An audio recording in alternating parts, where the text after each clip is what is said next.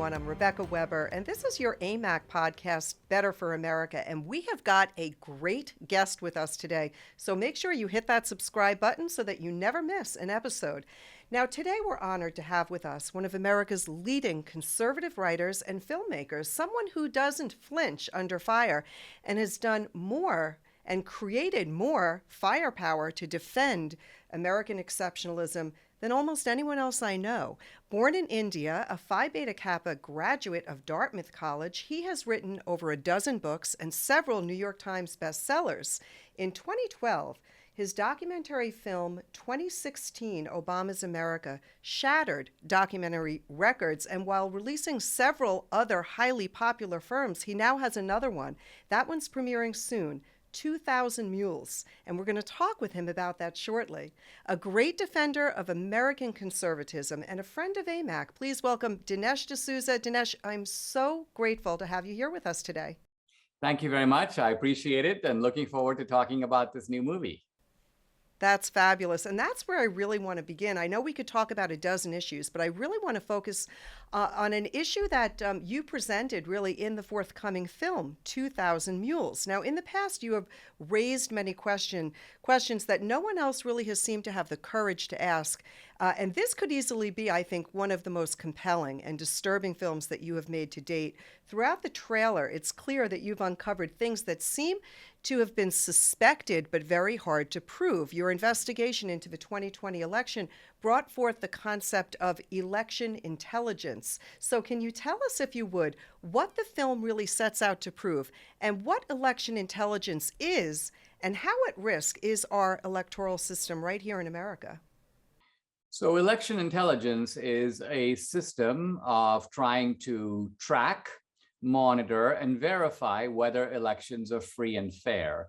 And in this movie, we ally, we meaning my film team, with an election intelligence organization based in Texas called True the Vote. It's run by Catherine Engelbrecht and her partner, Greg Phillips.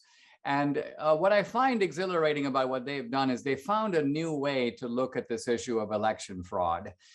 It's not simply to note some anomalies, why they stopped the counting, or Trump won the bellwether counties, why didn't he win the election? Because an anomaly is a strange phenomenon that might have a perfectly normal explanation.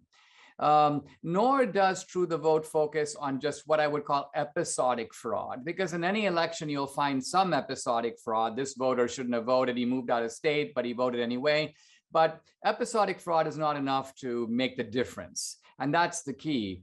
So what True the Vote was able to do is use two separate lines of evidence. One is geo-tracking. This is the geo-tracking of cell phones. And the other is surveillance video, the official surveillance video of the states themselves, to, in a sense, recreate what happened, not just on election day, but in the critical weeks leading up to the election, the early voting period. And what they found, and what we portray in the movie, is a coordinated system of illegal ballot trafficking that happens to be of a magnitude enough to tip the balance in the election. That's remarkable and so important to our country. It is really important because we know that we have a Democrat-controlled Congress who's working to federalize our state-run elections. We've got social media who's allied with the left, and we hear of talk of new rising COVID restrictions. All of that could affect the 2022 election cycle. Your timing is so perfect, I think, for this film to be released. People ought to understand and be aware of the risks because this is so key. Our members, all 2.4 million members, understand the importance of election integrity. So we're encouraging everyone who's listening to watch this film. Can you share with us when and where the film will be released and how people can get at it? There's really only one way to see this film. Well, there are 5 ways to see this film, but one place to find out what the 5 ways are. And that is you have to go to the website, which is 2000mules.com. So the number 2000, 2000mules.com. There you can figure out, can I attend the virtual premiere, which is a kind of in-home premiere where you can watch the movie with the live Q&A to follow. If you'd like to do a digital download, it'll show you how to do that. If you want to order a DVD, it'll show you how to do that. This is a very strange thing for me because this is my 6th film, but it's the first film I'm releasing in an age of censorship. So I can't put it on Apple iTunes or Amazon Prime, normal places that I've put my earlier films. So I've decided to put the film only on uncancelable platforms. One of them, by the way, is the video platform Rumble, which has another platform called Locals. And the movie is going to be available for digital download on the Rumble-owned platform Locals. So I'm really thrilled that a major high-tech company, so many of them are sort of against us and cooperating in digital censorship, but Rumble is a free speech platform, and they're getting behind this movie 100%. It's so wonderful that they are, and very important that they are. Good that we're seeing alternative sources. We here at AMAC know all too well what that feels like when you've got a message, a conservative message, how suppression impacts us, and that impacts the way we get news to people. So this is really good. Thank you for pointing that out. And you have been really so often so ahead of the curve. Your other films have been really beacons, even causing those who might not want to agree with you to at least think. And that's important. So as you look at the 2022 and 2024 election cycles, what do you think we should be doing to assure that election integrity, the centerpiece of our republic, is protected?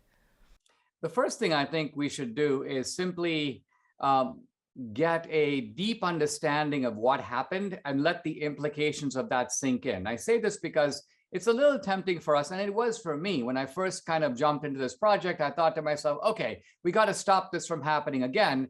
But as I went through the process, I began to realize that's a little bit too hasty. Why don't we face the implications of what just happened? In other words, if Lance Armstrong cheated and won the Tour de France 6 or 7 or 8 times by using illegal drugs, the first thing that the authorities did was take away his medals. They said, wait a minute, you can't have the fruits of the victory if the victory was illicitly obtained.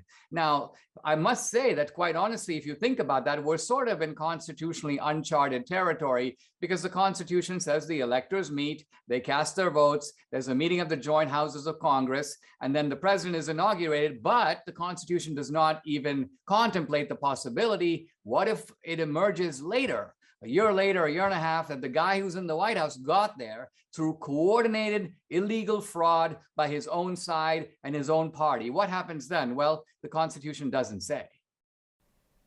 Yeah, and this is important. So we do need to know what happened. We need to know what happened.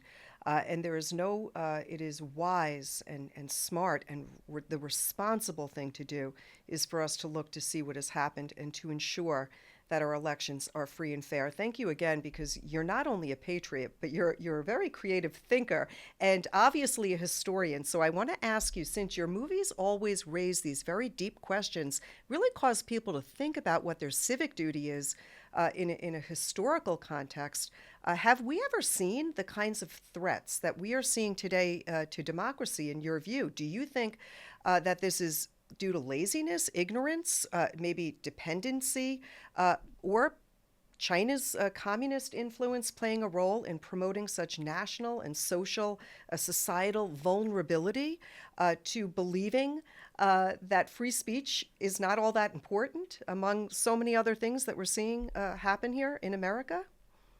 I mean, you're touching on a range of different things, including censorship and free speech. Let me just zoom in a little bit to the election issue, because I think this is a case where there is a psychological difference between the right and the left, between Republicans and Democrats.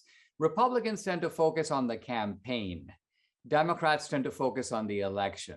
And what I mean is that Republicans are like, let's have a rally, let's get the message out, let's motivate people. Democrats are like, who's going to be observing the count? Who's going to be carrying the bags of ballots? Who's going to be opening the mail-in drop boxes and taking the ballots out? Who's going to be doing the eventual enumeration of the ballots? So Democrats pay careful attention to the election management process. One of the most corrupt things that happened in 2020 is Mark Zuckerberg was able to use his financial leverage to infiltrate, to bring private organizations and leftists into the election offices themselves. And Republicans evidently had no clue what was going on. So this movie is a major wake-up call, not to all Republicans. I mean, the rank and file knows that something was deeply fishy here, but the establishment wing of the Republican Party I call it the wildebeest wing, because these are people who are sort of like the wildebeest who are grazing. Lion comes out and eats one of them, and the wildebeest are like, "Oh wow, let's hope I get eaten. Let's hope I get eaten last." So these are not people who are proactive in rising to the occasion. Well, they need to do that before we lose our elections and lose our country. Very, very smart. You really are a voice in the wilderness, and I want to thank you for that because you've paid a price for that kind of courage, and there are very few who will speak truth to power, as they say, and then escape persecution for what they've done. How have you managed to keep this courage of exposing the truth despite facing the kind of criticisms and political targeting that you've suffered? And do you have any advice for those listening who may have similar motivations but are maybe hesitant to act because of the media's relentless intimidation? Tell us first about you and where you find your courage and motivation.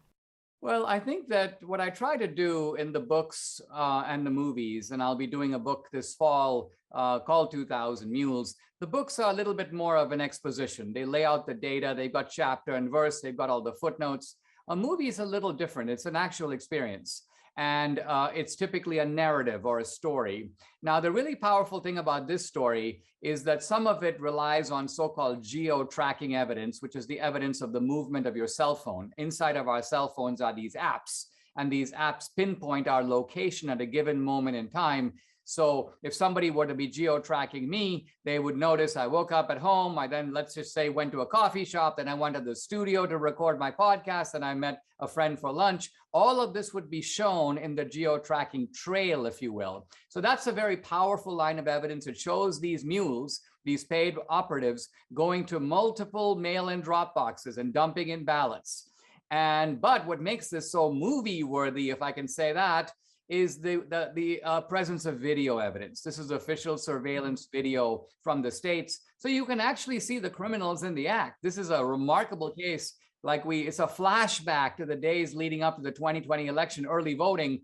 And you can see guys in hoodies looking to the left and the right. They're wearing gloves so they don't leave fingerprints. They're taking photos of the ballots as they put them in because they want to show I was there, I did the job, I need to get paid. All of this is in the film. And so the audience is riveted because they've never seen anything like this. Most of this footage, all of it, has never been seen before.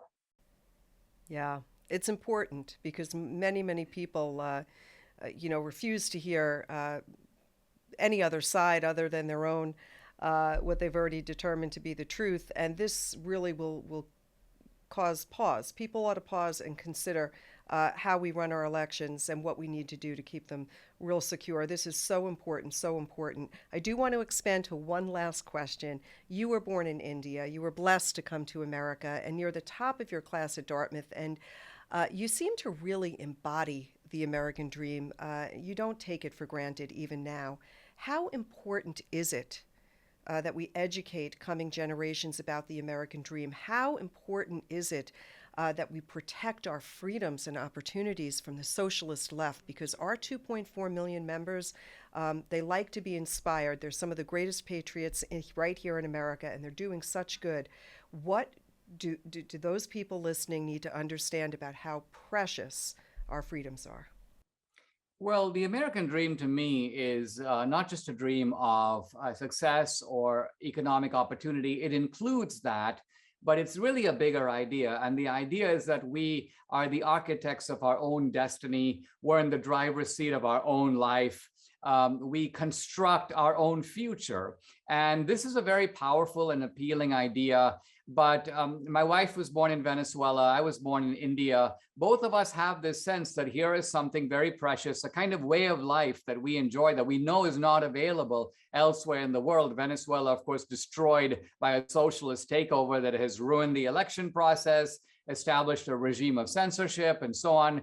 So we're very aware of not only the appeal of freedom, but its fragility and its vulnerability. And in some ways, we see it slipping away. Some of the things that we would have called authoritarian in the Reagan era are now coming straight out of the Biden administration, a ministry of truth, cracking down on people and getting them deplatformed, shutting them up, causing people to lose their jobs over having the wrong opinion, using the FBI and the deep state to go after political dissidents. I mean, sometimes I wake up and I say to myself, is this the America I came to? And the answer is, in some respects, no.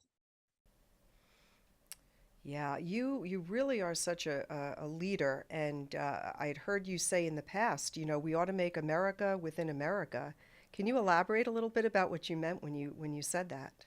Well, in a sense, I could have been talking about AMAC, because what I was saying is that, too often we end up using the products of the left and subsidizing the left, and then they turn around and attack our values. So instead of going and watching Hollywood movies, which are horrific, terrible plots, terrible plot development, and they're using it to corrupt our values and corrupt our children, don't patronize those movies. Let's make our own movies. And similarly, there's no reason to go to a retirement organization that's left wing, that's going to undercut your values. Support an organization that affirms your values. So I think, in a sense, we're making an exit, not from American culture, but from left wing American culture, and setting up our own rival America inside of America. Amen. And I believe that the majority of Americans would fall in that bucket. People love this nation. Our members are a testament to the fact that there are so many wonderful, loving American people in this country that care deeply about this nation and do not believe that what we're hearing from the minority voice on the left represents the greater whole. There is a large silent majority out there. Dinesh, thank you. You are a pioneer, a patriot. It has been an honor speaking with you today. And Amac's 2.4 million members are so glad that you are out on the front lines, really where the fighting is the heaviest. So we're going to enjoy your film, 2,000 Mules. We're going to put it up on the screen. It's been up there, but go ahead and check that out. It's real important. 2000mules.com. Is that right? Did I get that right? 2000 Yes, that's the website. It's just the number 2000, 2000mules.com, and check out the movie. I think you'll find it very eye-opening. Well, thank you again for being here. And we certainly are going to leave a link for the trailer as well. Until we speak with you again, keep up the good fight. And thank you again. Thank you. And to all of you listening out there today, thank you for joining. And if you haven't downloaded the AMAC News app, be sure to do that. You can watch this show. You can listen to all of our podcasts and track breaking original news right there, right on your phone. Make sure to hit that subscribe button, like, follow, and share wherever you are on social media. Until next time, I'm Rebecca Weber. This is your podcast, Better for America. Thanks for being here. Have a great day, everyone. You're listening to the Better for America podcast, presented by Amac, the Association of Mature American Citizens. To learn more about Amac and all it has to offer, visit us at www.amac.us.